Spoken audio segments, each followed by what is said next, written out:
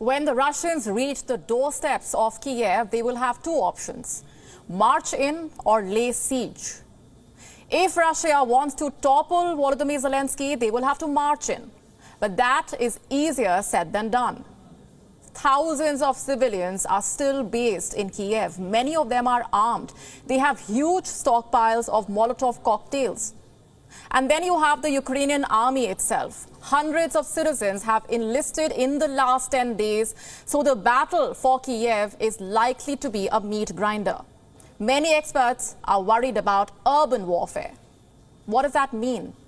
Street-to-street fighting, every intersection, every alley, every city square could become a battleground. And this is where Ukraine will have an advantage. They know the layout, they know the blind spots, the shortcuts.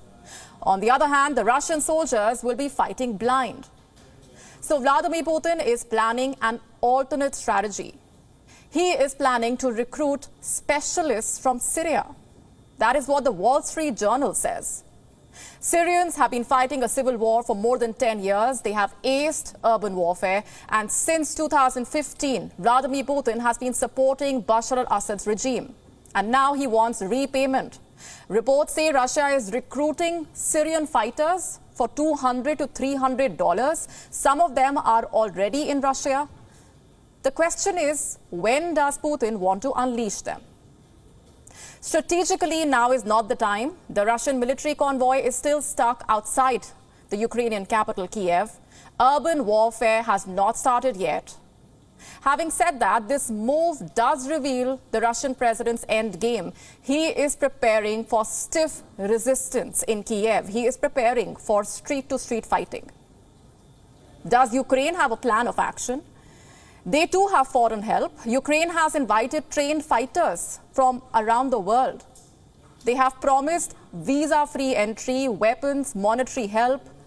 How many fighters have signed up so far? Around 16,000, according to the Ukrainian president. Ukraine has started welcoming foreign volunteers who are coming to our country.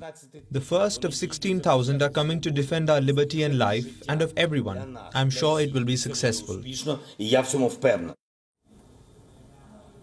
Zelensky did not reveal where these fighters are coming from, but reports indicate a global campaign. Veterans are flying in from the US, Britain, Canada, even Japan.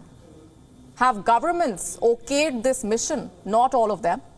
Some countries have banned the use of mercenaries like Australia and Germany. It is illegal for their citizens to fight abroad. What about the United States? It is not illegal for Americans to fight abroad, but the State Department did warn against it.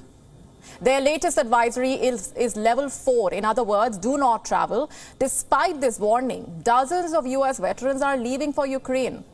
But the bulk of the fighting still depends on Ukrainian fighters. Even before the war, Ukraine had absorbed multiple armed groups in the country, some of them controversial, like the Azov Army. Azov Army is a right-wing militia of 900 fighters. In 2014, they were integrated into Ukraine's National Guard.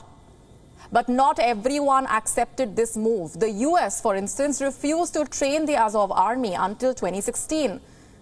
This video should tell you why. It was posted by Ukraine's National Guard. What does it show? Azov fighters greasing their bullets with pig fat because they are planning to fight the Muslim Chechen fighters. And that is another foreign group fighting in Ukraine, the Chechen army. It is commanded by Ramzan Kadyrov, who says 10,000 fighters are deployed in Ukraine. Now, this is no ordinary battalion. The Chechen special forces are ruthless and precise, which is why their role has come under scrutiny.